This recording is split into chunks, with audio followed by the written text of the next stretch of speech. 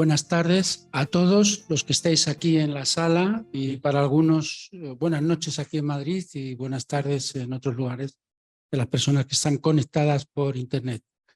Iniciamos la actividad del Departamento de Psicopatología con esta conferencia que nos va a presentar hoy Óscar Ventura sobre un tema de mucha actualidad. Es toda la exploración que vamos a hacer este año con el título que lleva este año el trabajo del Departamento Clínica de la Locura y las Locuras, y más en concreto las psicosis ordinarias y las neurosis extraordinarias. Trabajaremos a lo largo de todo el año, el programa lo tenéis en la web. El espacio está sostenido por una comisión en la que participamos, aparte de yo mismo, por supuesto, también Rosa López, que hoy no está porque está volviendo de un viaje, y además Rodrigo Bilbao, Beatriz García y Antonio Ceverino. Entonces se van a trabajar diferentes temas a lo largo del año. Vamos a ir desbrozando un poco este debate de la clínica, del pequeño detalle, de esta frontera a veces difícil de explorar y de poder cernir los títulos para que los tengáis en cuenta. Rosa López hablará sobre el análisis de los sueños como factor diferencial. Antonio Ceverino, las neurosis que no lo parecen, entre las psicosis discretas y las locuras neuróticas. Beatriz García, con el título Elaboraciones lacanianas de las neurosis obsesivas. Rodrigo Bilbao, con el título Entre el agujero y la falta, los bordes de la neurosis. Yo mismo, Santiago Castellanos, sobre la histeria rígida y los síntomas contemporáneos, y la conferencia de cierre la presentará Gustavo de Sal con el título de Riesgos para el psicoanálisis de la despatologización y normalización de la era contemporánea. Entonces, un trabajo interesante, creemos que interesante, de hecho hay bastantes participantes que se han inscrito, yo creo que convocados por el tema, que ha despertado bastante interés. Hoy comenzamos con Óscar Ventura, él es psicoanalista en Alicante, es analista miembro de la Escuela Lacaniana de Psicoanálisis y de la Asociación Mundial de Psicoanálisis y docente del Instituto del Campo Freudiano. Sin más, le doy la palabra, nos presentará un trabajo más o menos entre 45 y 60 minutos y después podemos conversar con los que estáis en la sala y también con los que estáis en internet. Gracias, Óscar, por tu venida, que no te lo he dicho. Él ha participado ya en espacios de trabajo de la sección clínica del NUCEP, en el seminario Campo Freudiano y en otros momentos. Y la verdad es que venir de Alicante a Madrid, agradecemos tu generosa participación y colaboración. Adelante. Bien, muchísimas gracias, Santiago. Buenas noches. Y te agradezco muchísimas gracias por esta invitación que me han hecho mis queridos colegas y amigos, Santiago Castellanos y Rosa López, para dar esta conferencia inaugural del Departamento de Estudios de Psicopatología Clínica del NUCEP. Por otra parte, debo decirlo, también es un placer volver a estar en Madrid, una ciudad que para mí representa una pluralidad de cosas, tanto a nivel de los afectos como también en lo que concierne a mi formación como analista. Entonces, muchísimas gracias. Hay que agradecer también que dentro de la estructura de enseñanzas del instituto exista en este momento este departamento. Es una cuestión crucial, sin duda, ya que asistimos desde hace tiempo a una degradación de la tradición psicopatológica, de la lengua clínica, de la cual el psicoanálisis, la praxis del psicoanálisis se ha nutrido y que de alguna manera es heredera también. Sabemos también que asistimos al declive abrupto de la tradición psiquiátrica, de lo que llamamos la psiquiatría clásica, y de la impronta que esta psiquiatría ha tenido en la construcción de los sistemas clasificatorios, inclusive de la semiología y la nosografía freudiana, desde Freud mismo. Y es verdad, sin duda, que la psiquiatría clásica nos ha ofrecido sistemas clasificatorios estables, más si los contrastamos con la dispersión a que los clínicos se ven enfrentados respecto a lo que son las categorías psicopatológicas actuales. No obstante, dicho esto, me parece que, un poco más allá del elogio, siempre un poco nostálgico que los analistas solemos tener en nuestra enunciación de los tiempos en que la psiquiatría, por ejemplo, era, por decirlo rápido, otra cosa, creo que es necesario dejar atrás toda tentación nostálgica, porque si no, corremos el riesgo de detenernos tanto en la impotencia como en una reivindicación estéril. No es la posición, sin duda, más interesante porque implica una suerte de forzamiento inútil, la de pretender restablecer un ordenamiento, una clasificación, un discurso, en última instancia, que corre el riesgo de perder de vista las coordenadas de una época que muestran una profunda ruptura respecto a lo que es el campo de las tradiciones, tanto en un sentido general como en lo que concierne a lo que nos interesa hoy y que implica cómo sostener una voz que pueda decir algo respecto a lo que es el abordaje de lo mental, de las llamadas enfermedades mentales, y lo podemos decir de esta manera.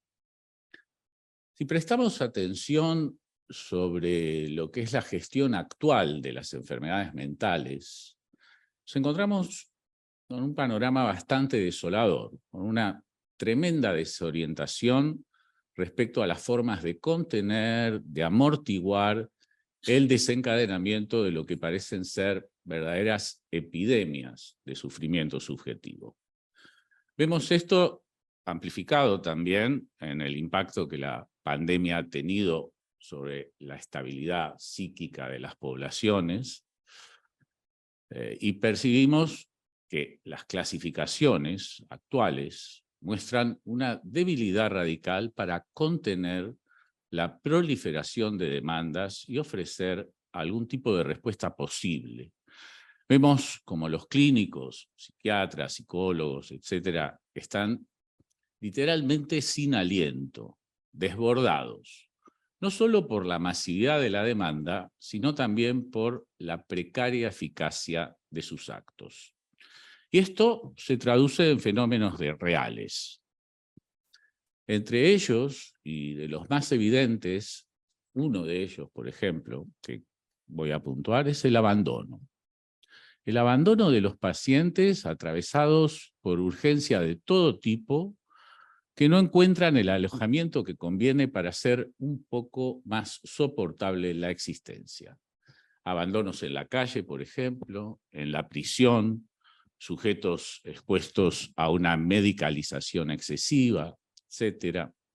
Y el efecto de todo esto se traduce en la contemporaneidad en fenómenos inquietantes, como son, por ejemplo, el aumento exponencial de los suicidios, sin una causa psiquiátrica clara.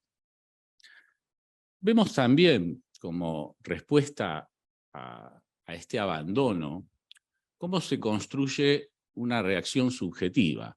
Los sujetos suelen engancharse a los diagnósticos como una nominación posible, sean estos más o menos estigmatizantes, y se amparan también en comunidades atravesadas por rasgos comunes que los identifican y los refugian, con una cierta licitud, también hay que decirlo, en una homogeneidad que diluye la singularidad y en muchas ocasiones también es una solución precaria para lo real puesto en juego de cada cual. También vemos como a partir del carácter incierto de los diagnósticos, lo que empieza a deslizarse en el lazo social son relatos testimonios, un modelo narrativo de la experiencia subjetiva, cuestiones autoincorporadas que tratan de elaborar bajo una nominación incierta una experiencia siempre más o menos autorreferencial, con el propósito que eso de alguna manera se inscriba en el lazo social. Estas cuestiones y otras, por supuesto, podemos ampliarlas en el debate, van construyendo una dilución de la experiencia clínica tal y como por lo menos la tradición la escribía. Vemos como el fenómeno más o menos contemporáneo de la despatologización va tomando una consistencia a partir de esta dispersión de las coordenadas del discurso, y me parece importante detenernos en esta cuestión, la de la despatologización, para explorar las posibilidades de introducir una psicopatología que pueda inscribirse a partir del discurso analítico y a partir, particularmente, de la última enseñanza de Lacan. Y tenemos que tener como telón de fondo que en esta exploración no se trata de ninguna certeza, no se trata de un reemplazo de una psicopatología por otra. Si le puse el título a la conferencia de la estructura a los tipos clínicos del Parlet, no es para dar cuenta de ningún pasaje automático, sino más bien para tratar de deslizarme tanto en las paradojas que implican las mutaciones que fue operando la enseñanza de Lacan, como en lo fecundo que puede resultar romperse un poco la cabeza para hacer algo con la inconsistencia misma que implica una psicopatología que incluya como brújula la economía del goce. Volveré enseguida sobre esta cuestión, pero antes me parece fundamental detenerme en la cuestión de la despatologización, que por cierto, ustedes lo saben, es un tema de actualidad, de fondo para nosotros, y que representa uno de los ejes que vertebran también el próximo congreso de la AMP. Todo el mundo es loco, la frase que todos conocemos de Lacan, es decir, delirante. La despatologización está presente tanto en la historia del psicoanálisis como de la psiquiatría. Toma dimensiones muy diversas según el momento en que el significante despatologización funciona en el lazo social y fundamentalmente las consecuencias que ese uso tiene según los contextos en que se utiliza. Hoy asistimos a un cierto estado de alarma respecto a una amenaza real que se cierne sobre la experiencia clínica, sobre lo que Jacques Alain Miller ha llamado, lo cito, la desaparición programada de la clínica. Fin de la cita. Esta amenaza de dilución, como decía antes, es solidaria del discurso, que va imprimiendo en diferentes dimensiones un relato, lo voy a decir rápido, en que la dimensión del inconsciente es objeto de un rechazo.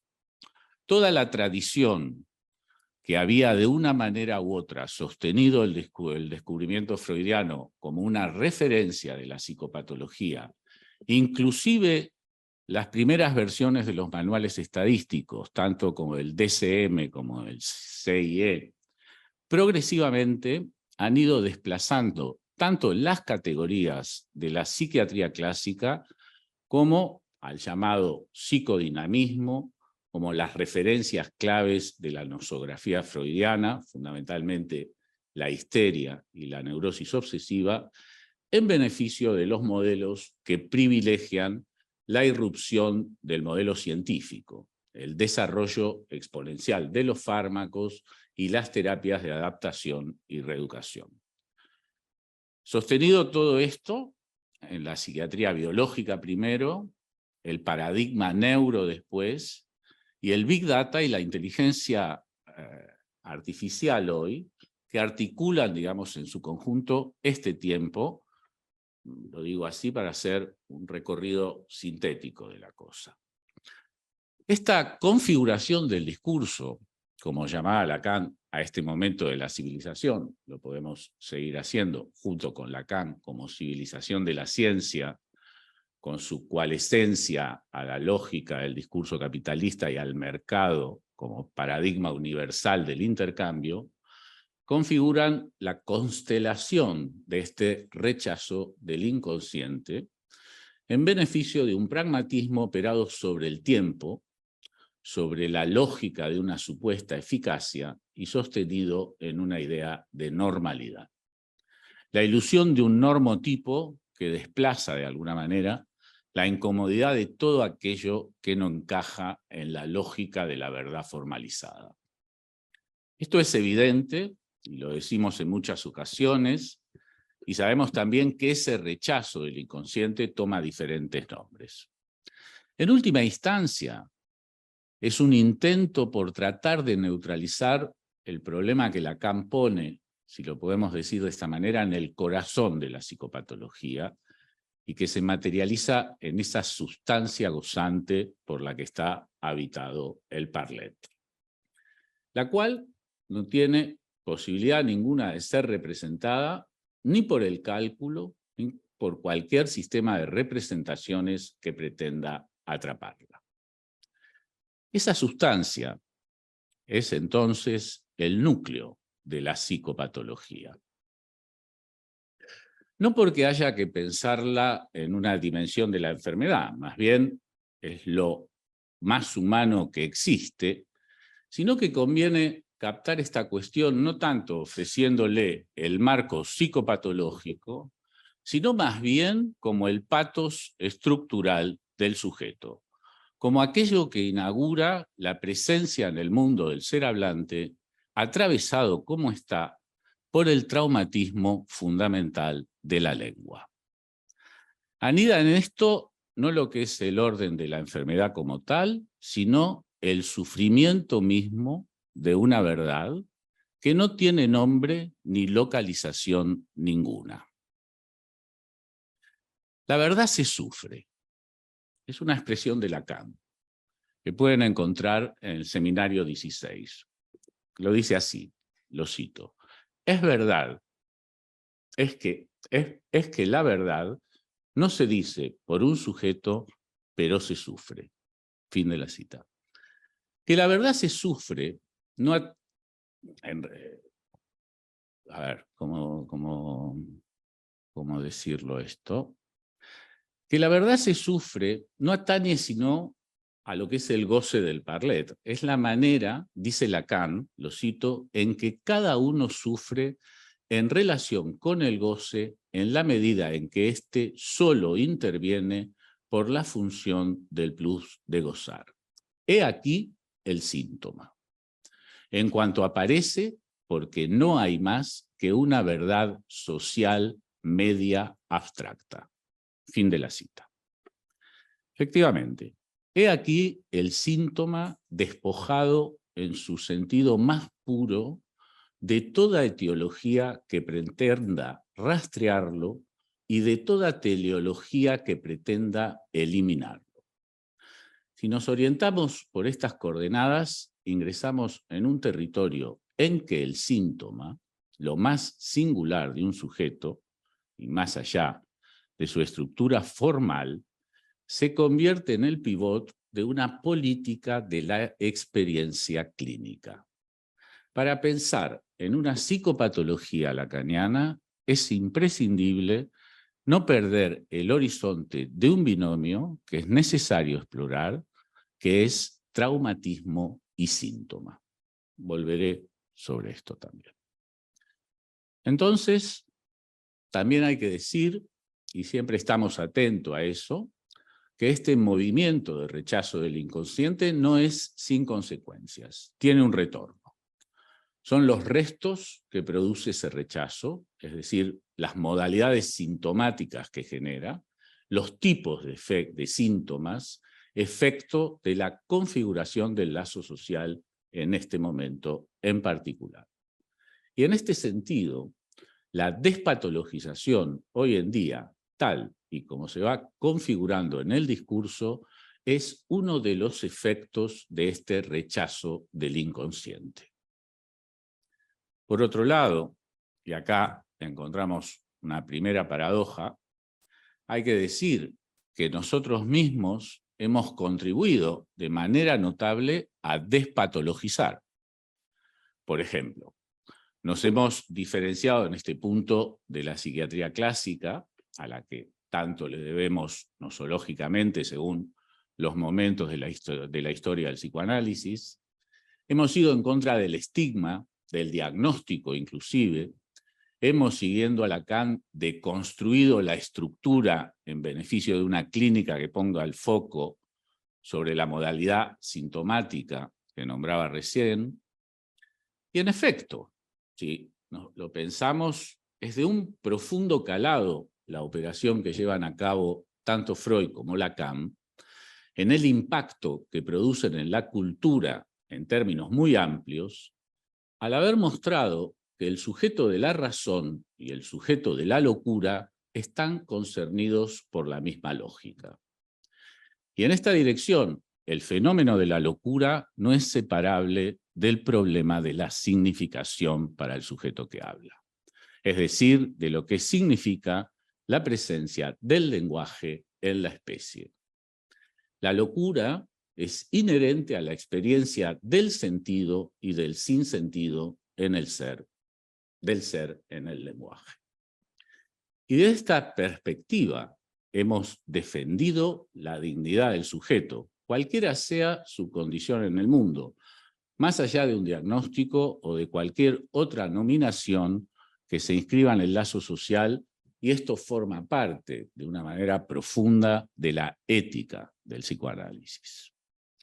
Pero para nosotros, en el debate actual, despatologizar, lógicamente no implica, bajo ningún punto de vista, pretender producir una sustracción de la sustancia gozante, es decir, del patos de la especie, en tanto tal, de la parte de la verdad que no puede ser absorbida por ninguna representación que no entra ni en el cálculo de la verdad, ni en las lógicas identificatorias, fórmulas que en última instancia basculan hacia modalidades más o menos agresivas de segregación. Es muy diferente entender la despatologización sostenida en una lógica antisegregativa a partir de la diferencia que elevarla a una categoría en nombre de los derechos de una supuesta igualdad de los seres hablantes. Ciencia e ideología producen ahí un cortocircuito con la clínica, que se traduce en una despatologización ciega, tanto sea en nombre de un ideal científico de normalidad, como de una promesa de goce vehiculizada bajo la política de las identidades. Y es necesario diferenciar aquí las cosas entre una y otra forma de despatologización. Es bastante prioritario hacer el ejercicio argumentado de esta diferencia, no solo para hacer valer la diferencia en tanto tal, sino también porque es una brújula para la defensa de la clínica, justamente porque va a contramano de la pretensión de borrar, de pretender borrar, lo que es el patos estructural del sujeto. Voy a tratar brevemente de formalizar con el rigor que pueda esta cuestión. Hay dos dimensiones, por lo menos claras, bastante fundamentales, de este empuje a la despatologización. Seguramente hay más, podemos hablar de ello en la conversación. Por un lado, la dilución de la clínica que fue operando la clasificación de los DSM, sustrayendo progresivamente los tipos clínicos en beneficio de un forzamiento de la ciencia sobre el sujeto. Es el empuje a homologar el sujeto a un sistema, a un funcionamiento medible. Y esa enorme tentativa de unificar el campo de las clasificaciones, fracasó, y al final lo que se verifica de una manera muy precisa es que no hay ciencia en el DSM. Es el testimonio de sus mismos autores. Tenemos toda la literatura que se desprenden de los albores de la publicación del último DSM, del DSM-5, las profundas críticas a las que fue sometido, Como recordaba Éric Laurent en una conferencia en Rennes, citando al mismo Alain Frances, digamos, director de la propuesta del manual estadístico del DSM-5, decía, lo cito a Alain Frances, la lengua era perfecta, pero no quería decir nada. Fin de la cita. Y lo que vemos es como a partir del fracaso de un sistema clasificatorio universal, se atomizan una serie de modelos que compiten entre ellos, siempre bajo la orientación desde hasta dónde la ciencia puede dar cuenta de los diagnósticos como tales. Lo que se puede apreciar en esta secuencia es que la esperanza va mutando. Asistimos ahora a un desplazamiento de la bioquímica hacia una lógica del manejo de datos por la vía de la inteligencia artificial. Podemos hablar de esto también. La esperanza de poder pasar de una teoría biológica es renovado por un nuevo estatuto epistemológico, que se sostiene a través de los algoritmos obtenidos sobre el cálculo de enormes bases de datos para predecir el comportamiento de un sistema sin tener otra teoría que el propio cálculo mismo. Éric Laurent también en la misma conferencia sitúa con mucha precisión este momento cuando dice, lo cito, así algunos teóricos piensan que hemos salido, gracias a los cálculos de masa, de la era epistemológica del por qué para entrar en la era del qué. Ya no hay necesidad de causalidad, la naturaleza no se opone, ella se descubre en el algoritmo que da acceso a su funcionamiento a través de los sistemas de inteligencia artificial. Fin de la cita. No me voy a extender, pero sobre la cuestión de la inteligencia artificial podemos retomarlo después.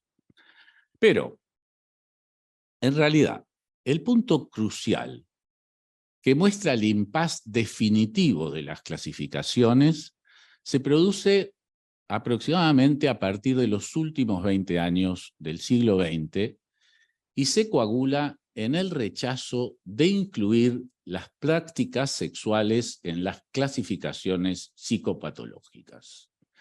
Y esto sitúa muy bien la particularidad del trastorno sexual en la civilización. Es el intento que se pensaba definitivo del borramiento del traumatismo Freud en la cultura.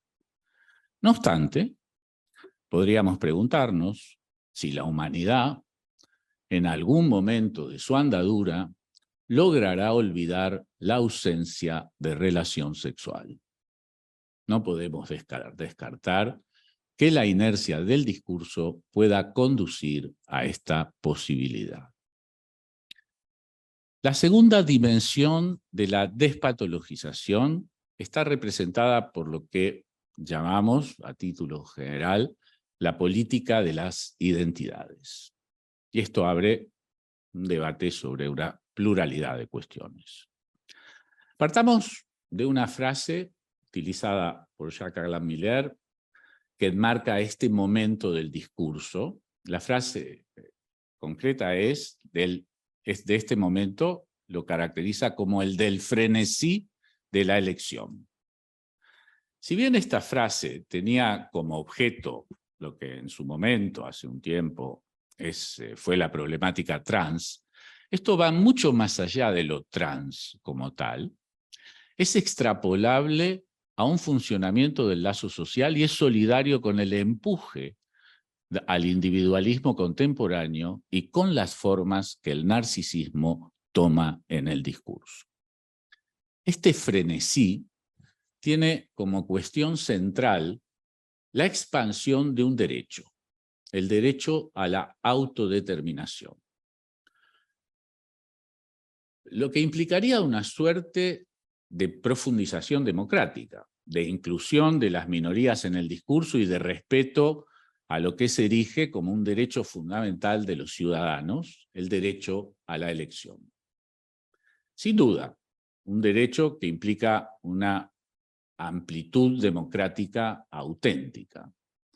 Pero una cosa es tomar este derecho en su vertiente política general, lo que implica un estricto respeto a las formas del intercambio democrático, y otra muy diferente es una generalización de este derecho cuando lo que está puesto en juego concierne a un tipo de elección, más precisamente de autodefinición, donde se pone en juego problemas, por ejemplo, como la sexuación. El concepto mismo de elección, tal como lo aísla el discurso analítico, está radicalmente determinado. Toda elección es una elección forzada.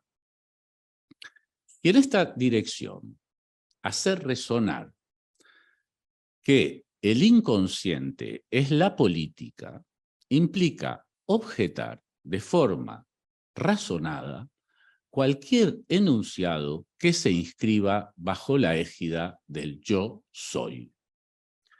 La experiencia analítica misma es una objeción desde el primer momento en que se establece al yo soy, e inclusive al yo quiero ser, e inclusive, si ustedes quieren, al yo quiero ser analista. Conviene, sin duda, hacer captar esta diferencia entre las elecciones en nombre del yo, determinadas por el discurso, de las elecciones que se pueden hacer en nombre del síntoma como una nueva posibilidad de habitar el lazo social. Nos encontramos con sujetos, por ejemplo, que quieren suicidarse. Los hay bastantes, hay que decir. Y por ello aceptamos sin más este empuje al suicidio, que también empieza poco a poco a ser un derecho, no está mal, pero antes tendríamos que preguntarnos lo que puede conducir a un sujeto al acto del suicidio, porque suicidarse también es una elección. Hay efectivamente que poner de relieve este frenesí de la elección e interrogarlo hasta las últimas consecuencias, sea en el dispositivo analítico como tal, sea en los debates a los que podemos contribuir como analistas. La política de las identidades sueña con producir una coalescencia entre identidad y goce. Hay ahí una pasión por asegurar una modalidad de vida, y esto es algo propio del conjunto de nuestra civilización. Allí donde el otro no funciona como soporte de la nominación, se trata de producir este acoplamiento, lo que implica suturar ese agujero por la vía de pretender ofrecerle una nominación al sujeto por el lado de la identidad, eliminando cualquier posibilidad de dialéctica bajo el argumento de la autodeterminación. Pero ese empuje no es sin retorno. La supuesta autonomía de la elección es uno de los nombres privilegiados de la despatologización salvaje. Hay que diferenciar la distancia que existe entre el discurso de las identidades que empuja por la vía de las identificaciones a una promesa de goce, de los cuerpos reales que encarnan el sufrimiento uno por uno de estos sujetos. Dicho de otra manera, un discurso sobre la autonomía se convierte en una violencia simbólica que es una matriz segregativa. Soy como soy y soy lo que digo. Y me junto con mis amigos que escuchan voces igual que yo y así vamos transitando nuestro estilo de vida. Ahora bien, ¿hasta qué punto los dispositivos identitarios tienen una potencia estabilizadora en un sentido auténtico? A veces son una solución, claro, pero más bien lo que se ve, que esa solución en una cantidad muy sustancial de sujetos es precaria, que el síntoma, como dice Lacan, vuelve a brotar como mala hierba. Estos restos, tanto de la pasión identificatoria como de los efectos de la victimización, retornan. los escuchamos y efectivamente dan cuenta de la presencia de la clínica en el nivel, como dice Jacques Alain Miller, de lo que está por debajo de la hipótesis universal. Ahí, en la calle, en lo cotidiano, la experiencia clínica sigue estando presente de una forma muy consistente. El sufrimiento, que habla de diferentes maneras, objeta este empuje contemporáneo a la despatologización.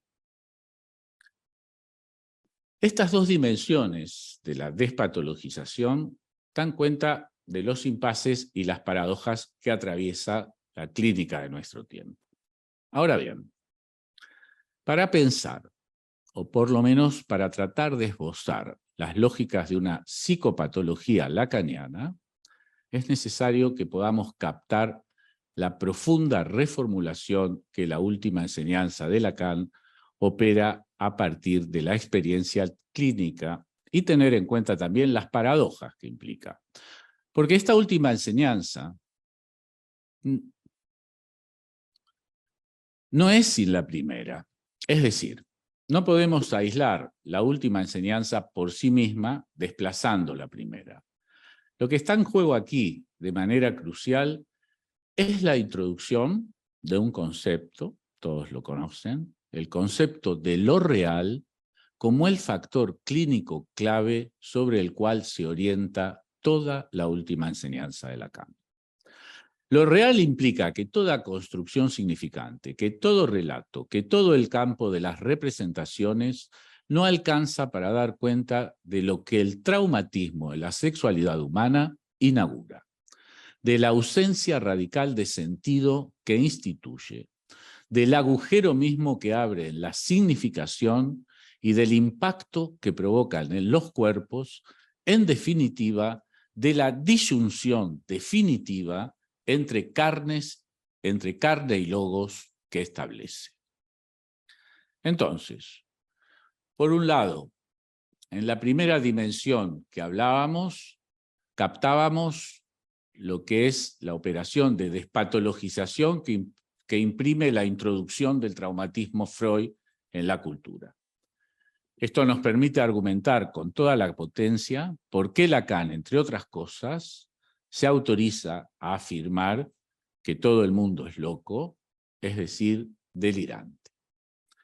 Si tomamos el delirio a nivel de una producción de sentido sobre la existencia misma del ser hablante, es sin duda de una consistencia lógica impresionante. Todos delirantes. Aunque se impone diferenciar, por supuesto, entre locura y psicosis, en tanto a lo que concierne al lazo social que un delirio imprime o no imprime en el sujeto. Y también en la relación que un sujeto tiene con este concepto tan complejo, tanto para la psiquiatría como para el psicoanálisis, que es el llamado principio de realidad. De una forma u otra, desde este horizonte, si somos solidarios con la posición freudiana, verificamos que no habría ninguna discontinuidad entre la realidad, el sueño y el delirio. El principio de realidad no sería más que la continuación del principio del placer. No habría ninguna ruptura entre la sujeción a las representaciones y la aspiración de la vida libidinal. Y nada, entonces, sería más que un sueño, que un delirio, compartido o no. En el texto de orientación para el Congreso de la MP, Jacques Alain Miller se pregunta con toda pertinencia, lo cito, si todo es sueño, ¿qué pasa con lo real? ¿Hay que llegar a afirmar nada es real? ¿Es lo real una ficción, incluso un delirio? ¿Por qué no? Fin de la cita. Ahora bien, si ingresamos a la última enseñanza de Lacan con el seminario 20, que es el momento, digamos, epistémico donde podemos decir que se inaugura este trayecto de la última experiencia de la teoría de Lacan, nos encontramos con una fórmula de Lacan que esclarece de manera inédita lo que es el acceso del sujeto a la realidad.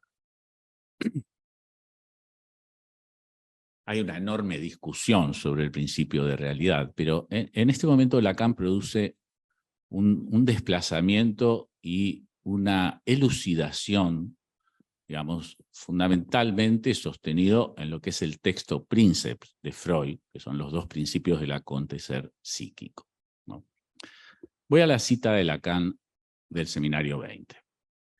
La realidad se aborda con los aparatos del goce, y aparato no hay otro que el lenguaje. Fin de la cita.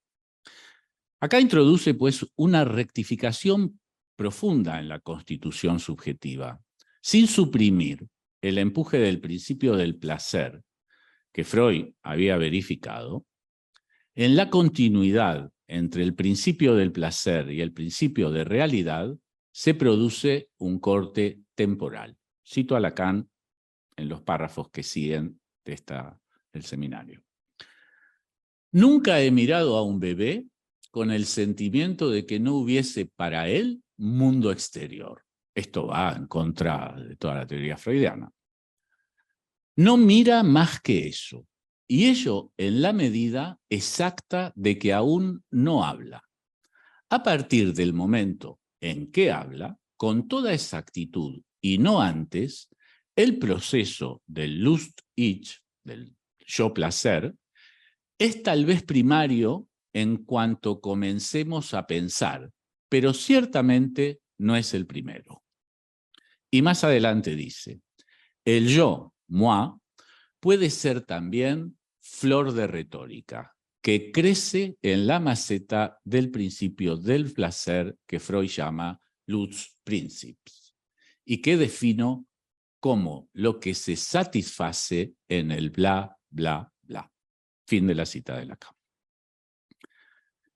Es brutal, porque al volver solidario el goce con el parlet, se articula también con el goce que le falta al luz, que falta en el luz, que le falta el placer. El impacto del yo con el goce introduce una perturbación que hace que el luz caiga, que el placer caiga, que no se sostenga.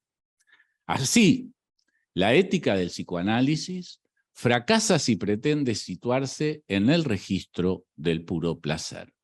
El goce no se presta a ninguna relación de dominio, queda exiliado, deja al sujeto a la deriva de una metonimia donde cualquier puntuación que pretenda introducirse no encuentra más que la impotencia del sentido.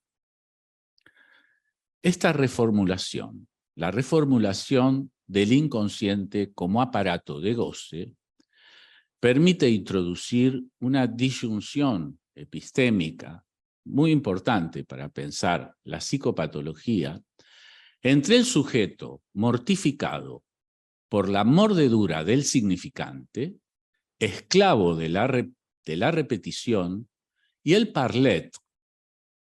Hay acá el desplazamiento que Lacan comienza a hacer del sujeto al parlet, y el parlet afectado por la presencia de la lengua y su impacto.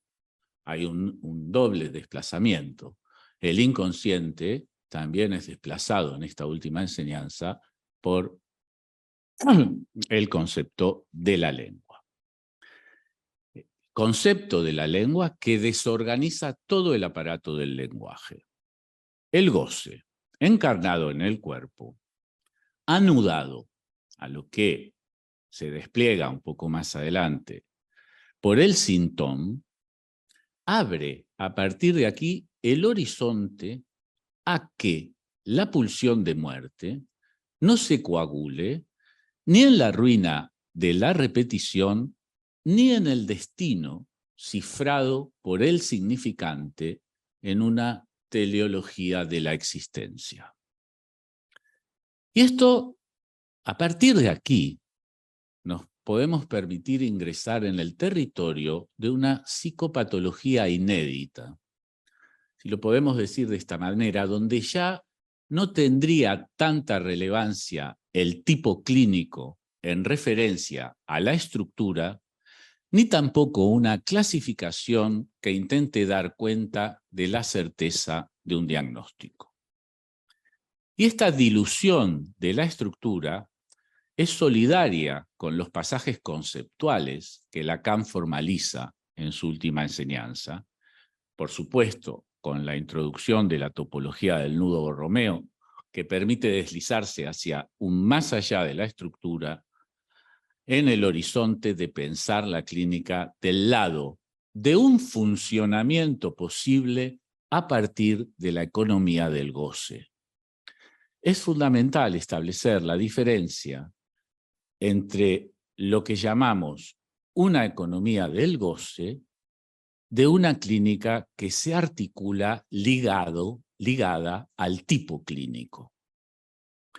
Creo que de lo que se trata es cómo introducir palos en la rueda del discurso, no solo para defender la experiencia clínica que pudiera estar en vías de diluirse, sino también para hacer resonar, en la medida que eso sea posible, la ética que se desprende del discurso analítico en términos más amplios. Y ahí tenemos dos niveles, el político y el clínico, que se articulan. Del lado político, se trata de hacer valer la lógica de todo aquello que produce un corte en el universal, en el circuito del todo. Es decir, no perder ninguna oportunidad de producir un corte que objete los universales, cosa para nada sencilla, por otra parte. Por el lado de la clínica, forzar el discurso clínico para dar cuenta de una nueva psicopatología que tenga como soporte esta última enseñanza de Lacan sin invalidar del todo, digamos, el tipo clínico.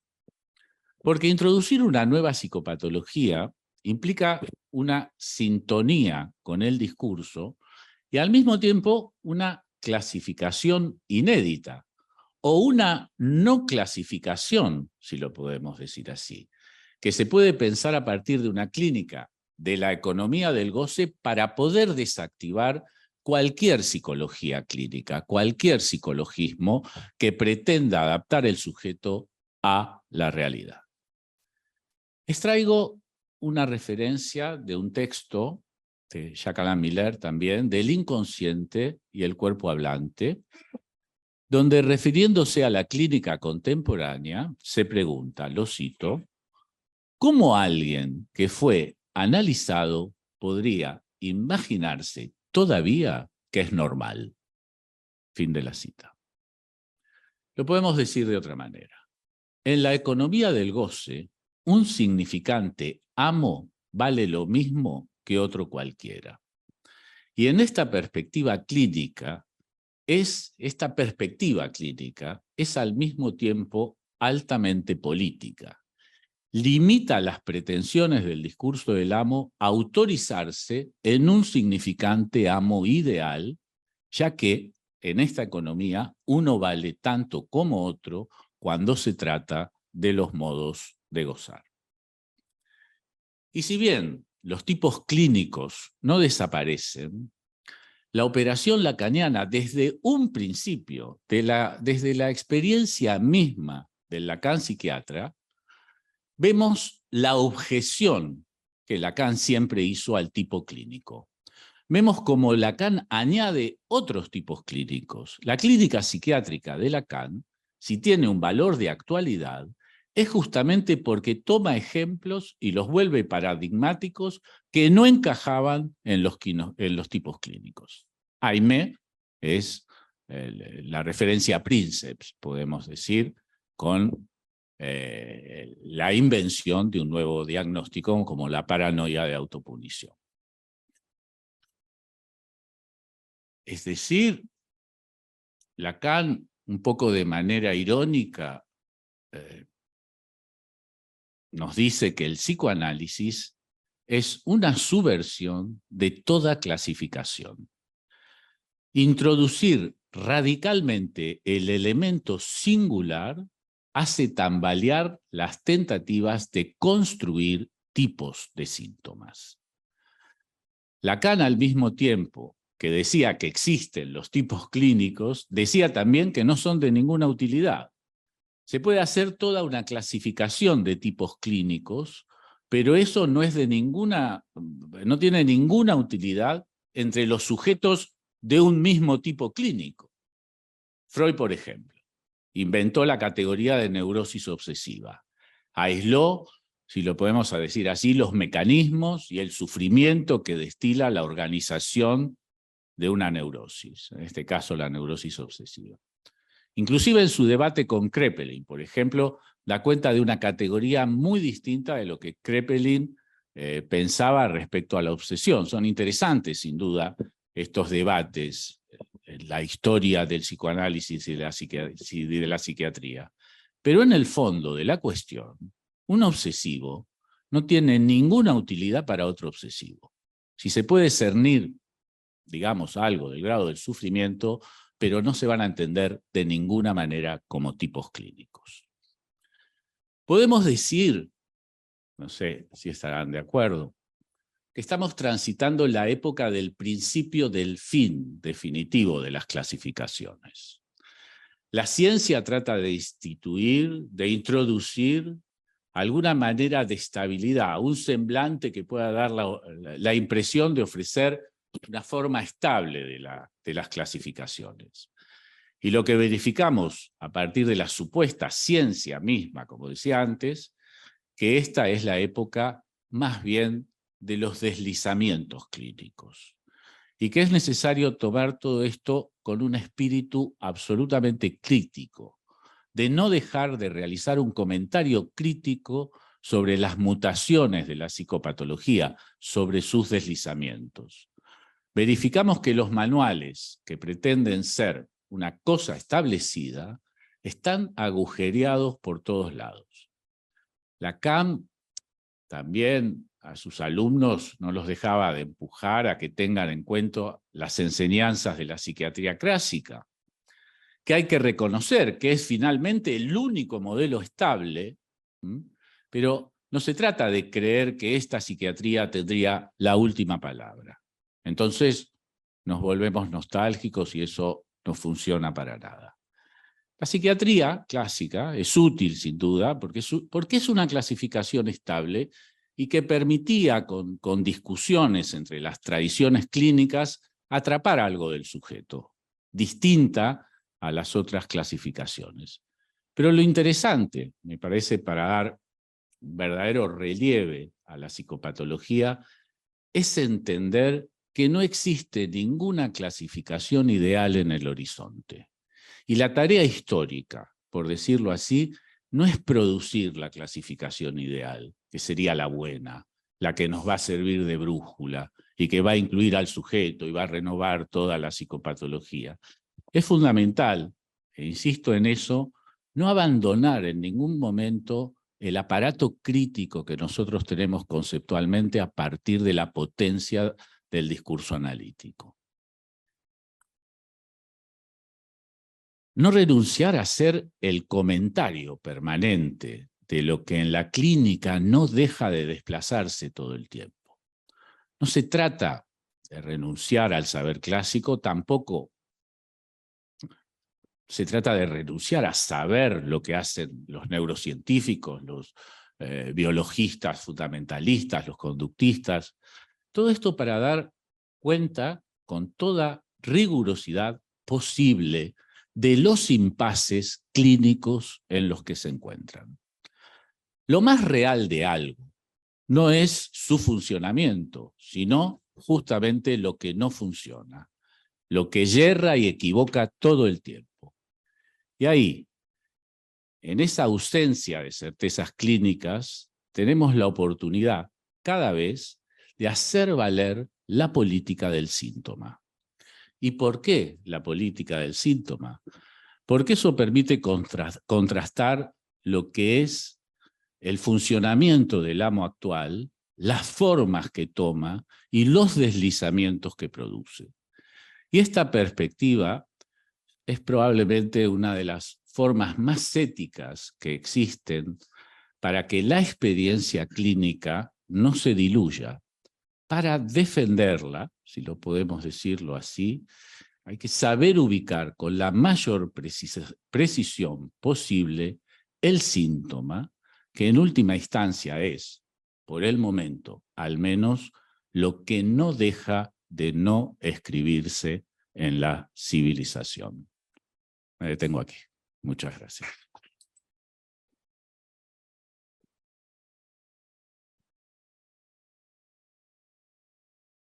Bueno, muchas gracias, Óscar, por esta amplia y excelente conferencia que incluye muchos aspectos que vamos a trabajar a lo largo del año. Nos sirve un poco de tema de fondo, de coordenadas. Has planteado muchos puntos, no vamos a poder conversar todos.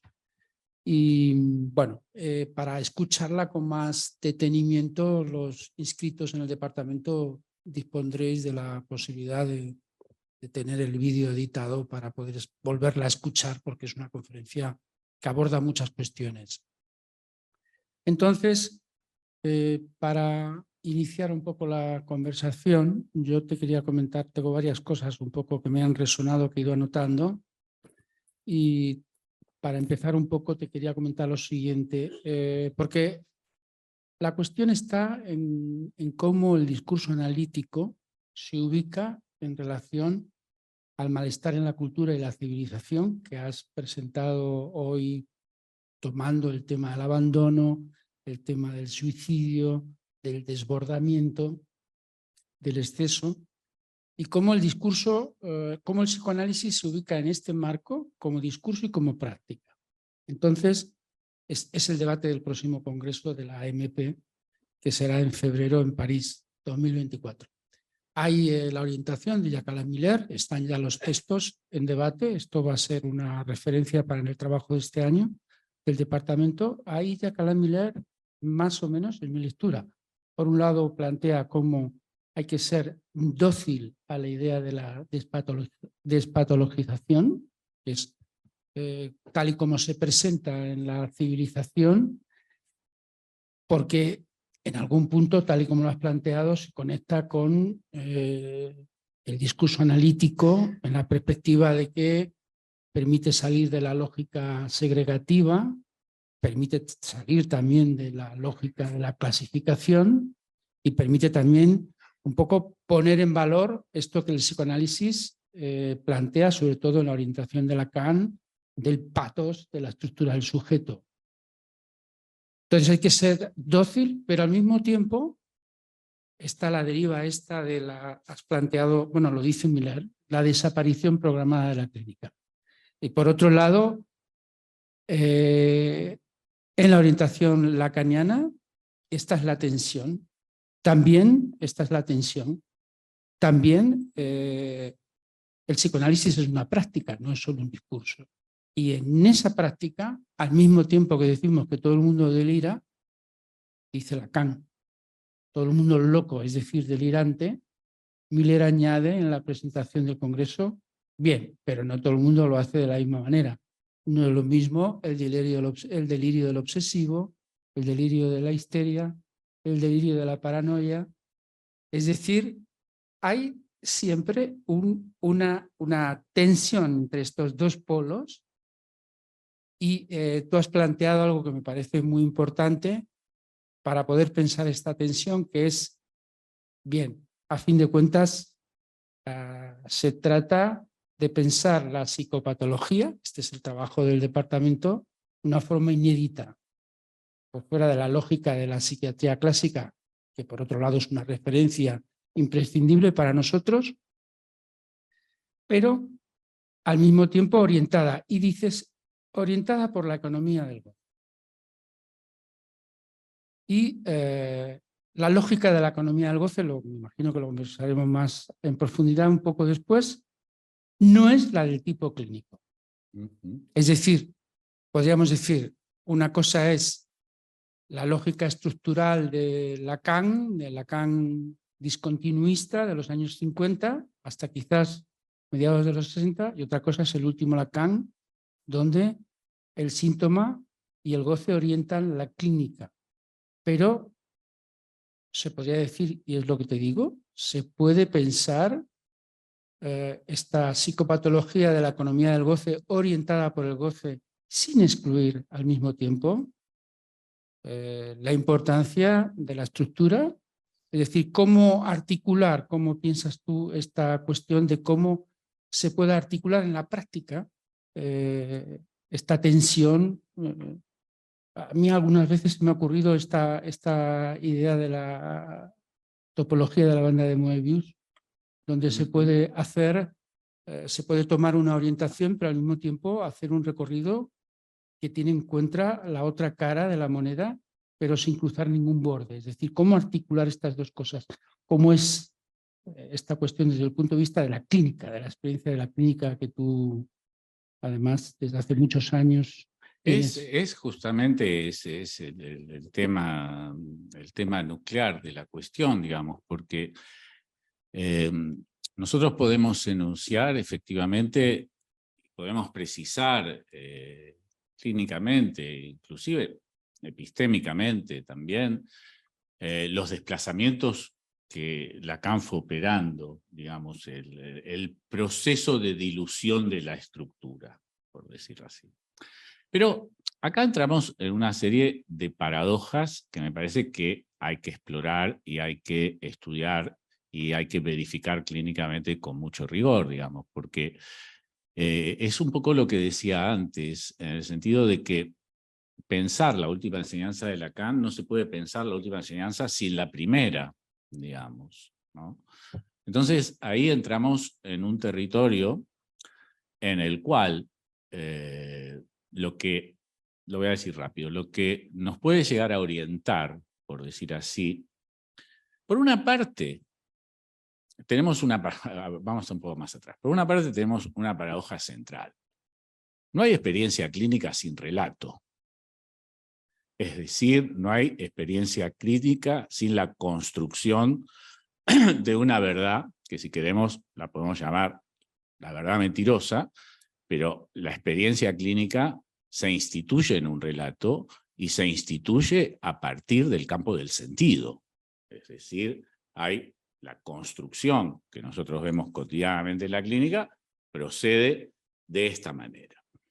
Es decir, no podemos producir un corte sobre el campo del relato en el sentido de que lo que nosotros ofrecemos como premisa fundamental de la experiencia clínica es la asociación libre. Cuando un sujeto se lo deja hablar libremente, lo que construye es un relato. La cadena significante lo empuja, digamos, lo conduce por sí mismo a los impases de su vida, a la repetición, digamos, a cierta lógica, a la lógica del significante puesta en acto, digamos, que construye un elemento del sentido.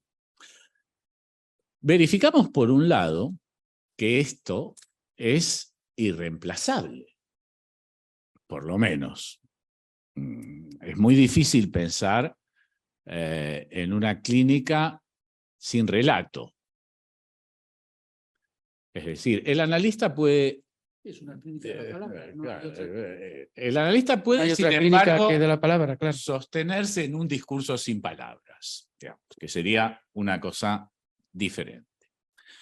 Pero lo que observamos y lo que sabemos un poco a priori por los testimonios clínicos desde el mismo Freud es que este relato y esta construcción significante acompañada del conjunto de los actos analíticos que implica, que son la interpretación, el desciframiento, el rebus, la lógica de hacer valer el significante reprimido para que obtenga un sentido nuevo, que ocurre y que lo vemos.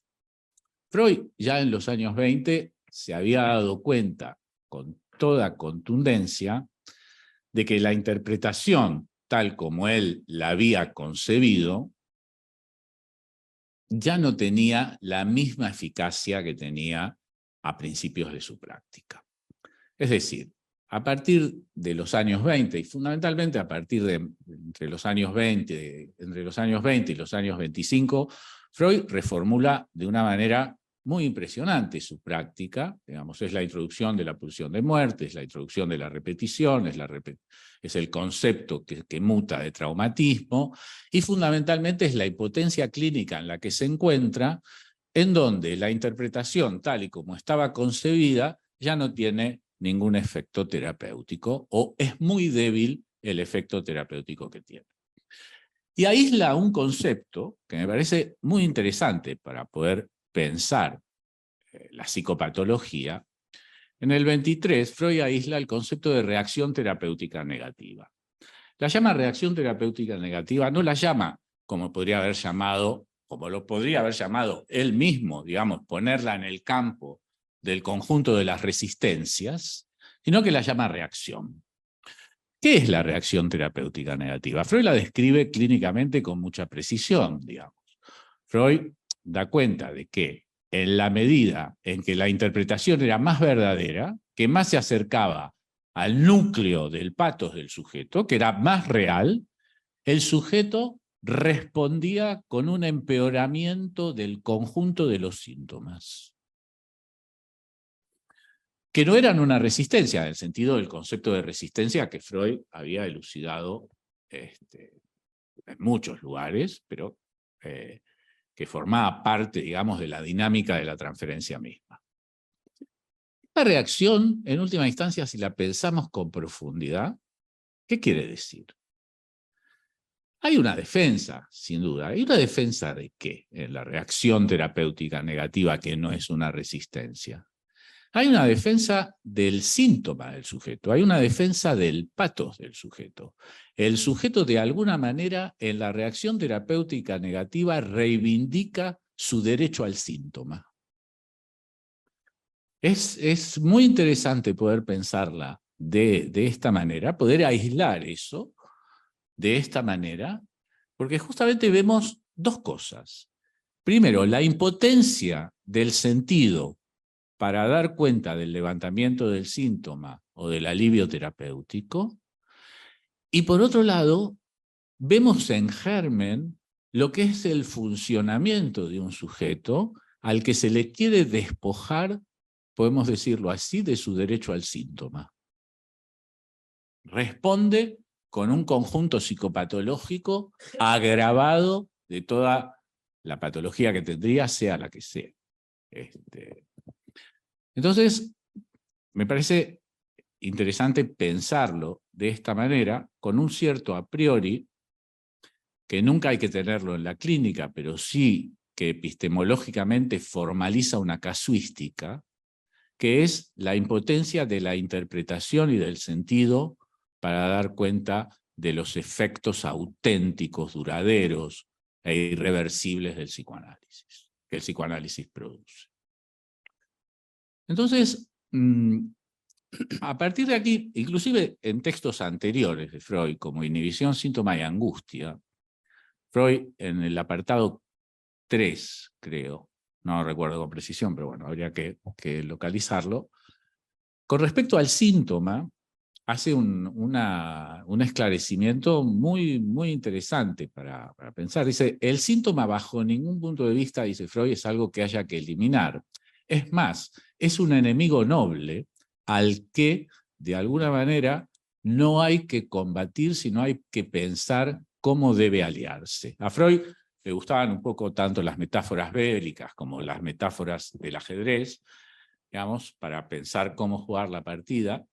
Y en Inhibición, Síntoma y Angustia también Freud formaliza de alguna manera una concepción del síntoma en donde no se trata de ningún modo de querer neutralizarlo, de querer impotentizarlo o de querer suprimirlo, sino justamente de producir una alianza. No hay que confundir esto con la famosa alianza terapéutica de la ego psychology, ¿no? Pero bueno, digamos, esta alianza con el síntoma, digamos, es efectivamente una referencia príncipe para pensar una lógica. ¿Y qué lógica es la que tenemos que pensar? Más allá de que no podemos elidir el relato de la experiencia, se trata no tanto de instituir a esa máquina de dar sentido que es el inconsciente a partir que el sujeto se pone a hablar, no alimentar esa máquina como, inclusive lo podría decir de esta manera, hablando en términos psicopatológicos, digamos, como experiencia técnica, por decir así, como para poder pensarlo. No se trata de instituir a esa máquina, de alimentarla más, porque la máquina ya viene con un sentido programado, digamos. Es un algoritmo que repite, inclusive. Sino, justamente, cómo dentro de esa máquina, cómo se nos puede revelar no tanto el sentido de los síntomas, sino el funcionamiento del sujeto. Cuando hablamos de una economía del goce, hablamos de la manera en que un sujeto tiene de funcionar con un cierto patos estructural al que está sometido. Yo te lo... disculpa, te interrumpo. Para darle un poco Sí. a la conversación y que puedan preguntar desde la sala también. En realidad yo te lo preguntaba porque está la lógica del goce, pero para pensar la importancia al mismo tiempo de la clínica estructural, es muy importante tener en cuenta en la práctica clínica que, por ejemplo, el diagnóstico diferencial de la estructura es fundamental desde el principio y a veces es fundamental desde el principio y a veces se puede hacer rápidamente y a veces no.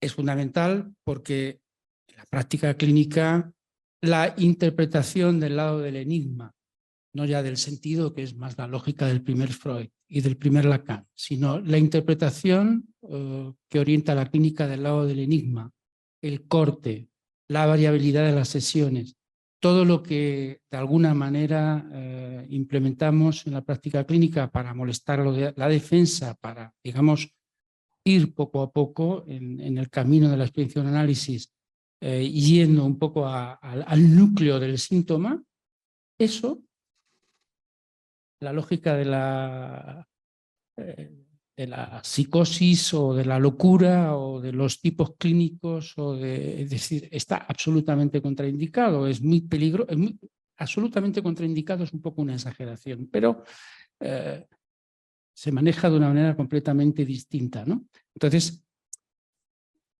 es un poco complicado a veces, esto cuando atendemos a un paciente es muy fácil perfilar de qué se trata, otras veces también lo vemos cuando nos presentan a algún paciente en control, la importancia que tiene en la clínica de poder circunscribir esta cuestión.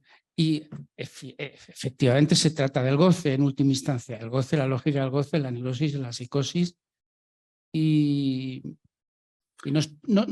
se corre el riesgo de perderse en este punto. Sí, porque forma parte, digamos, del conjunto de paradojas a las cuales nos somete la enseñanza de Lacan, con la cual hay que romperse la cabeza de diferentes maneras.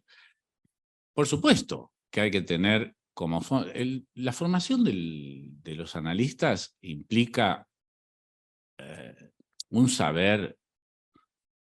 No solo implica como cuestión fundamental el saber que se desprende de la experiencia analítica del analista mismo, sino que debe implicar un amplio saber sobre la psicopatología. Hay efectivamente la tradición en la que nos formamos implica una clínica del diagnóstico diferencial, si ustedes quieren, una clínica de la estructura. No somos ajeno a eso. No obstante, somos prudentes a no producir ningún tipo de homogeneización respecto a la estructura en tanto tal, digamos. No hay un psicótico igual a otro, ni un neurótico igual a otro, es decir, de alguna manera el tipo clasificatorio de las estructuras, porque Lacan reduce el campo de las estructuras hace la lectura a la letra de Freud, digamos, que produce, digamos, introduce una psicopatología absolutamente reducida y absolutamente útil, digamos, para la hora de establecer el campo del diagnóstico diferencial, ¿no? Vamos, el nombre del padre como pivot, funcionando alrededor de su existencia o no, y la presencia o no del goce fálico en el sujeto, del Phi0 y el P0, que introduce Lacan en sus primeros textos, en el texto fundamental, tanto en el Seminario 3 como en una cuestión preliminar a todo tratamiento de la psicosis. Por supuesto que somos prudentes en relación a esto, digamos, y me parece que no perdemos la lógica y sabemos también efectivamente de que las maniobras, los actos analíticos son diferenciados en tanto tenemos enfrente un sujeto que responde al nombre del padre o no responde al nombre del padre, por ejemplo. Y sabemos que cuál es la función, cuál puede ser la función del delirio en un sujeto o en otro, ¿no? También tenemos un enorme potencial clínico en lo que fue la gran conversación de Arcayón y el conciliábulo de Antibes sobre las psicosis ordinarias y extraordinarias, es decir, el aislamiento del concepto de psicosis ordinaria también permite un ejercicio clínico, digamos, y una orientación también muy precisa, digamos. Y más allá de la prudencia clínica en relación al diagnóstico, que por supuesto es fundamental, lo que sí queda, digamos, en el horizonte, más allá de eso, no deja de ser que sea el sujeto que sea el que tenemos enfrente, cómo poder tratar de aislar el tipo de funcionamiento que tiene de la economía del goce. Es decir, ¿para qué? Para algo muy sencillo, para acompañarlo en ese funcionamiento, para no contradecirlo. Es decir, para poder justamente producir de alguna forma un consentimiento sobre la fijación que cada uno tiene de un modo de gozar, esté más chiflado o menos chiflado, digamos. Es decir, hay dos dimensiones de la cuestión: la prudencia clínica y el diagnóstico diferencial a nivel de no introducir un acto que empeore las cosas en relación a una estructura, que no tiene por qué ser psicótica, digamos, necesariamente. Hay que ir caso por caso en esto, pero eso no invalida, digamos, esa referencia clínica a priori, por decir así, o a posteriori inclusive, no invalida bajo ningún punto de vista la lógica que en un sujeto se inscribe como funcionamiento sintomático, es decir, su modo de estar en el mundo. Bueno, gracias. La aclaración me parece que has hecho, a mí al menos me sirve mucho. Vamos a dar primero la palabra a las personas de la sala y después a las que estáis al otro lado de la pantalla. ¿Algunos de los que estáis aquí queréis tomar la palabra? Antonio. Me ha gustado la palabra que has usado, nostalgia, ¿no? Decías que no podemos dejarnos llevar por la nostalgia. Pero sí, yo creo que estamos un poco nostálgicos, ¿no? De esas clasificaciones que eran un asidero, ¿no? Que eran una garantía, ¿no? Bueno, yo soy psiquiatra y no sé si la psiquiatría contemporánea está muy nostálgica de las clasificaciones. Ni las conoce. Está más bien desentendida de todo el legado y la tradición de la psiquiatría clásica. Yo creo que a la psiquiatría contemporánea le importan los síntomas y sus diagnósticos son tautologías indisimuladas donde elevan el síntoma a la dignidad de una categoría, ¿no? Si tiene ansiedad, trastorno de ansiedad; si se queja de depresión, trastorno depresivo, porque en el fondo a la psiquiatría contemporánea lo que le interesa es poder prescribir un fármaco detrás de otro para tratar un síntoma detrás de otro, ¿no?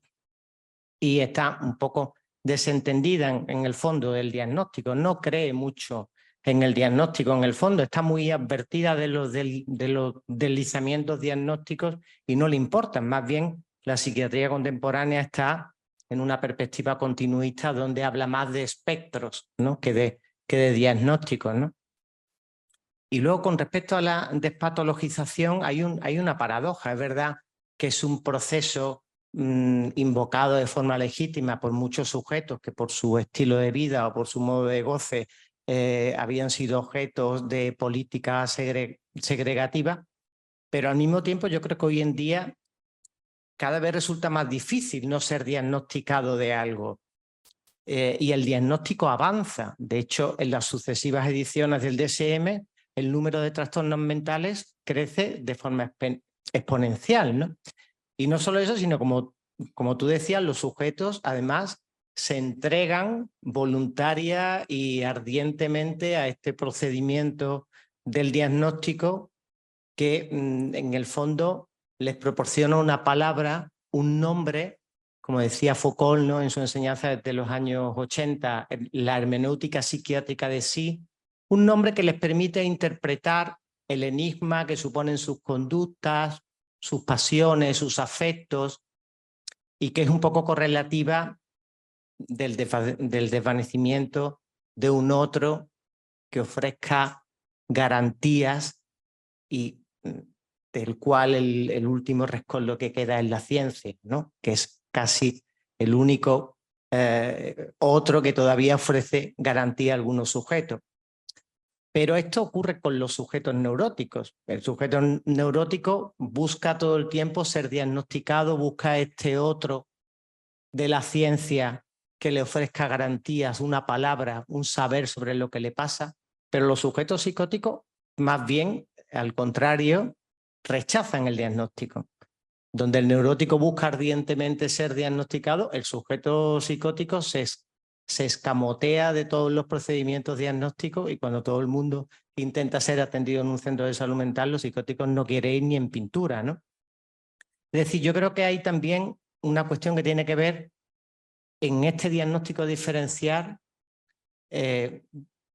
con la potencia o el desvanecimiento del otro para el sujeto, ¿no? Allí donde el neurótico sí está nostálgico de este otro y de que invente una clasificación, que invente un nombre, que diga una verdad sobre su padecimiento, más bien el psicótico, que no cree que el otro esté desvanecido, sino más bien experimenta la mortificación de un otro omnipotente, lo que manifiesta con respecto al diagnóstico es una cierta increencia, ¿no? Bueno, la increencia forma parte, digamos, de la estructura psicótica. Lo que pasa es que es difícil producir una concepción universal, porque nos introducimos en el campo de la división psicopatológica siempre, y habría que ver psicótico por psicótico, uno por uno, sujeto por sujeto, digamos, cómo responden a la nominación, ¿no? El punto de la nominación es efectivamente central, es un problema, es una cuestión del lazo social contemporáneo. Nosotros tenemos una enorme literatura sobre la nominación y sobre los efectos de la nominación. Y tal vez no habría que pensar en una homogeneización en relación a que el psicótico, por ejemplo, rechaza la nominación. A veces se ampara en un diagnóstico. A veces encontramos casos, por ejemplo, en que un psicótico demanda un diagnóstico y que la formalización de ese diagnóstico produce un cierto alivio sintomático, por ejemplo, porque una nominación siempre tiene un rasgo de producir un efecto de verdad sobre el sujeto. Y bajo esa nominación, por ejemplo, una psicosis puede producir un discurso, puede producir o puede amplificar el campo del funcionamiento a partir de la nominación en tanto tal, ¿no?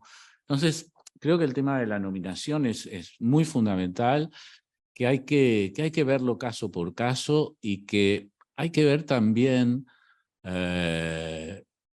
cómo producir, porque el problema de la nominación es la nominación que viene del otro, que es una dominación intrusiva, que puede ser por la vía de la identificación, puede ser por la vía del rasgo, que no deja de ser la vía de la identificación, puede ser por un ideal. Esa nominación que viene del otro formaliza el campo, en la psicosis por lo menos, pero en la psicopatología en general, formaliza el campo de la increencia. De lo que se trata de hacer surgir en el dispositivo analítico es una nominación propia, sea el sujeto quien sea. Es decir, ¿cuál es la maniobra que conviene en cada una de las transferencias para hacer surgir una nominación auténtica del sujeto en donde no sea la palabra del otro el que nomina? Y se ve efectivamente, y es verdad lo que dices, en muchos casos el rechazo del diagnóstico en la psicosis produce una refracción al tratamiento propiamente dicho, porque el sujeto se resiste a la estigmatización o a lo que sea. Digamos. Otra cosa es la conversación con un sujeto psicótico para ver qué posibilidades tiene de hacer surgir una nominación auténtica, a partir del modo de instalarse en la economía del goce cotidiana que el tipo tiene, ¿no? Y esa conversación con el psicótico es mucho más fecunda que la instauración de una clínica diferencial del diagnóstico, ¿no? El tema de bueno, podríamos hablar toda la noche del tema de la nominación, pero hay otra cosa con respecto a la nostalgia, con esto concluyo, parece muy interesante tu observación. ¿Estamos nostálgicos? Yo creo que no, digamos. Teníamos en la psiquiatría clásica un sistema clasificatorio estable, con una fineza clínica brutal, digamos, con unas discusiones entre tradiciones de escuelas psiquiátricas, tanto la inglesa, alemana y la francesa, digamos, que son las escuelas en las que nos formamos, por decir así. Creo que es muy interesante leer a Kraepelin, leer a Seglas, leer a Clarenbeau, por supuesto, pero hay una cuestión que en última instancia, más allá de eso, es preguntarnos para qué, digamos, ¿para qué? Y ese para qué hay que anudarlo de alguna manera a la contemporaneidad para conectarlo, digamos, al discurso analítico, digamos, porque la descripción psiquiátrica clásica, tan fina y esa clínica de la mirada tan precisa, digamos, que nos fascina inclusive, tiene una operatividad clínica casi nula. Es decir, es un sistema clasificatorio, estable, nos sirve, digamos, ¿no? Lo interesante es lo que hacía Lacan como psiquiatra, que justamente lo que buscaba era la tipicidad del tipo clínico. No hacía una clínica para la verificación del tipo clínico, sino que buscaba dónde el tipo clínico fallaba. Entonces, no encerraba a los sujetos en el tipo clínico. Todo el dispositivo de Aimé, toda la reflexión que Lacan hace sobre las hermanas Papin, todos lo que son los escritos psiquiátricos de Lacan, van en esa dirección. Es decir, van en la dirección de objetar al tipo clínico y de encontrar una vertiente. Y ahí surge una nominación nueva como es la paranoia de autopunición, por ejemplo, en Aimé. Digamos, que inventa un tipo clínico. Y es interesante aparte, porque Lacan inventa un tipo clínico único, es para Aimé, digamos. Y nos introduce en una dimensión de lo que es la paranoia de autopunición, y si sacamos paranoia, la autopunición como tal, como efecto terapéutico de curación, que tiene una profundidad clínica muy, muy, muy, muy, muy interesante. Bueno. Gracias, Óscar. Carlos Luchina ha pedido la mano antes. Por favor, Carlos, adelante. Buenas noches. Me interesó mucho el desarrollo de esta cuestión de la despatologización y si, digamos, la última intervención del colega en relación a la nostalgia. Ahora, vos dijiste una cosa, Óscar, que es muy provocativa, digamos. Hablaste de la desaparición programada de la clínica. Digamos así, pensar que la clínica está siendo programadamente, específicamente, propositalmente, para desaparecer, es pensar que lo que queda de humano, digamos, en la psiquiatría, tiene que desaparecer, tiene que ser máquina. Entonces, digamos, yo lo vi en Estados Unidos hace unos 15, 20 años atrás, cuando ya no había interés en ser psiquiatra. Y entonces los cursos eran para extranjeros, generalmente de Pakistán, qué sé yo, de todos los lugares donde viene gente a Estados Unidos.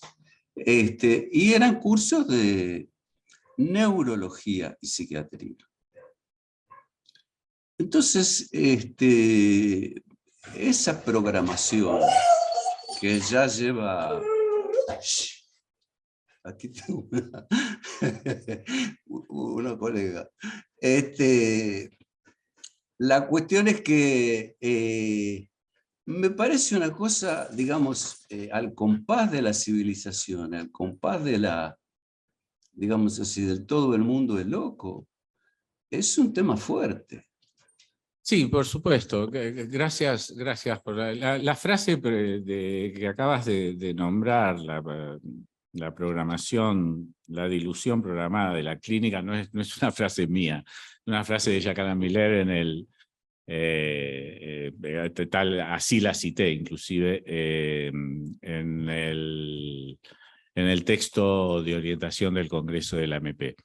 Pero es verdad, es una frase fuerte, es fundamentalmente el significante programada, que puede parecer como, o puede resonar en la lengua, vamos a decir así, como una especie de complot de una gente que se junta en el lugar para hacer desaparecer o hacer diluir la experiencia clínica. No es eso, más bien, creo que vos lo decís lo acabás de decir, más bien es el conjunto del funcionamiento del lazo social, lo que va produciendo programáticamente esta dilución de la experiencia clínica en tanto tal, ¿no? Porque si no, estaríamos en un terreno de los conjurados, y aunque la personalidad es paranoica, no todos somos paranoicos en este sentido de que hay, digamos, un núcleo que está, digamos, boicoteando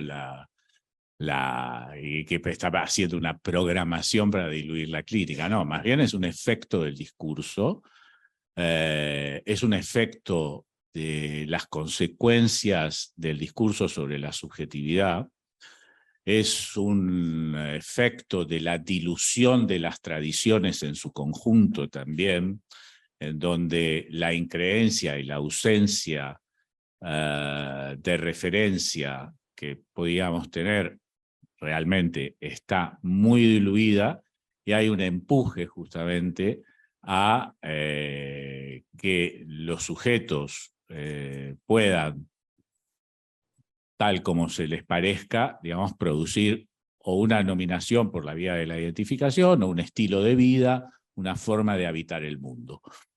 Eso es lícito, de alguna manera, pero lo que eso no toma en cuenta es la verdad que sufre el sujeto. Lo que no tiene en cuenta es el goce puesto en juego. A nivel del sufrimiento no hay dilución de la clínica. A nivel del sufrimiento, más bien lo que hay es una avalancha de enfermedades, de pacientes y de todo tipo de sufrimientos que los dispositivos no saben muy bien cómo alojar, ¿no? Entonces creo que hay que diferenciar esto para hacer un análisis preciso del momento del discurso que produce estos efectos de dilución de la clínica. La psiquiatría tiende, hay una orientación de alguna manera, hay un empuje a la dilución de la psiquiatría en tanto tal. De la psiquiatría como tal la entendíamos El psiquiatra, Lacan lo dice en la conferencia sobre el síntoma en Ginebra, digamos, con respecto a la medicina, que el médico se ha vuelto un expendedor de medicamentos, lo dice así. Digamos, la experiencia clínica sufre progresivamente, la experiencia clínica tal como la conocíamos, está sufriendo un desgaste profundo en la contemporaneidad, y creo que nosotros no se trata de introducir el rasgo nostálgico, de reproducir, digamos, o tratar de injertar en el discurso los significantes que funcionaron en un momento concreto de la civilización ahora, sino justamente apropiarnos de la enseñanza de Lacan para producir justamente inventar, por decirlo así, una forma de la psicopatología, una nueva psicopatología que introduzca fundamentalmente estos modos de funcionamiento contemporáneos y que se nutra a la vez, como Lacan lo ha hecho siempre y Freud mismo lo ha hecho siempre, del conjunto de fenómenos que ocurren en la psicopatología contemporánea. Por eso yo decía que es necesario saber lo que hacen unos, lo que hacen otros, los modos que tienen de abordar las cosas, para producir no solo un espíritu crítico, sino para verificar qué efectos tiene eso también sobre el conjunto de lo que puede ser el sufrimiento, sujeto por sujeto, ¿no? Gracias. ¿Alguna palabra más en la sala? Graciela, pedid por favor las palabras para ordenarlas, que vamos a ir ya terminando. A ver, creo que es una pregunta. Yo estaba pensando, al oírte, pensaba en la anorexia y en los casos muy graves de anorexia, donde uno supone que se trata de una psicosis ordinaria y es un caso gravísimo donde no se habla, o el sujeto no habla, no quiere hablar. Y sin embargo hay que hacer algún tipo de tratamiento de ese goce para salvarlo, porque si no es comido por ese goce, ¿no? Entonces, a mí esto siempre me parece un desafío, porque no es fácil. No es fácil introducir algo en ese goce tan cerrado. Quería saber tu opinión sobre...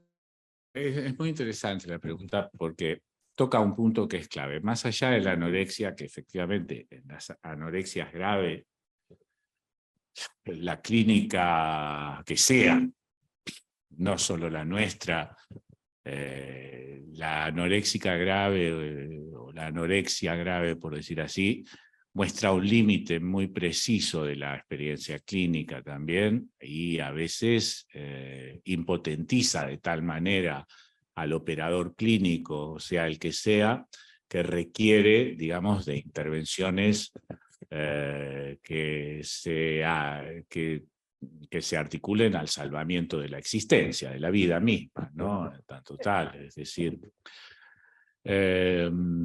pero eso, en los casos muy graves, lo que se ve, por lo menos en la casuística que nosotros tenemos de la anorexia, es que lo que conviene es el ingreso y alimentarla de alguna manera para que la vida siga existiendo, y después se verá, digamos, el destino que eso toma, ¿no?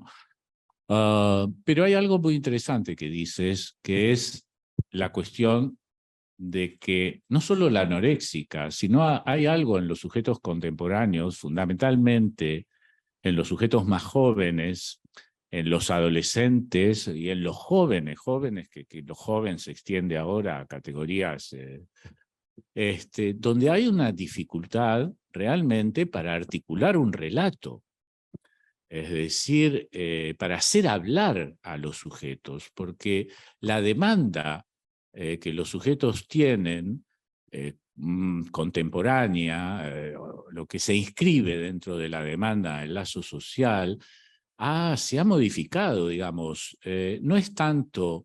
La demanda es, alguien llega porque articula un sufrimiento, lo experimenta, y hay una pérdida de goce, digamos, que el sujeto experimenta, hay una ruptura de su mundo cotidiano, fantasmático, lo que fuera, que hace un síntoma, que está angustiado, lo que fuera, y la demanda es: restitúyame usted el goce perdido, es decir, deme el manual de instrucciones para recuperar lo que he perdido y volver a tener un statu quo ante, digamos. Uno, ¿qué le va a decir? Está frito, eso ya no vuelve más. Pero no es fácil desplazar bajo el concepto tan neurálgicamente clínico de rectificación subjetiva que nosotros tenemos. No es sencillo producir que un sujeto se ponga a hablar más allá de la demanda de la restitución del goce perdido en la contemporaneidad, ¿no? De construcción de un relato, digamos. Muchas veces aparece, bueno, digamos, más allá de la demanda, uno pretende con alguna maniobra producir que el sujeto introduzca una articulación simbólica en relación a su vida, y muchas veces la respuesta es: eso no tiene ninguna importancia, digamos. La importancia es justamente la que yo necesito ahora, de que usted me calme, de que restituya el objeto que he perdido, ¿no? Y me parece que hay todo un desafío ahí, paradójicamente a lo que decíamos antes. A veces nos encontramos con que es necesario empujar a los sujetos que produzcan un territorio de sentido de su vida, es decir, que construyan un relato, y arrancarles de alguna manera los significantes, hacer que la cadena empiece a funcionar, digamos, y que la asociación libre tenga algún tipo de lógica de construcción, digamos, ¿no? Es otra de las paradojas, por eso decía, ¿no? Me venía la frase de Lacan en el seminario 11, cuando Lacan decía, no es tan terrible que su hija sea muda, si no, habría que ver lo que dice, ¿no? Qué es lo que dice. Pero lo interesante es hoy cómo arrancar a muchos sujetos del mutismo, por decirlo así. Digamos, es toda una apuesta esa, y la clínica contemporánea verifica la dificultad que los sujetos tienen para la producción de ese relato en el cual nosotros podamos introducir algún tipo de escansión, algún tipo de corte, algún tipo de interpretación, algún tipo de acto, digamos, que produzca una rectificación de la relación, como decía Lacan, del sujeto con lo real, ¿no? Que en última instancia es lo que siempre está en el horizonte. Y es otra apuesta de la clínica, porque nos encontramos muchas veces con este déficit del relato, con este déficit de la construcción, más allá de la problemática de las anorexias como tal, ¿no? Gracias, Óscar, por tu colaboración. No hay más palabras pedidas. El lapsus es bueno porque has hablado de la pérdida y del objeto perdido. Entonces no hay palabras ni pedidas ni perdidas. Muchas gracias por tu trabajo. Seguimos en enero. Intervendrá Rosa López, y aquellos que quieran inscribirse en el departamento todavía están a tiempo, así es que mucho ánimo para hacerlo. Hasta la próxima. Chao.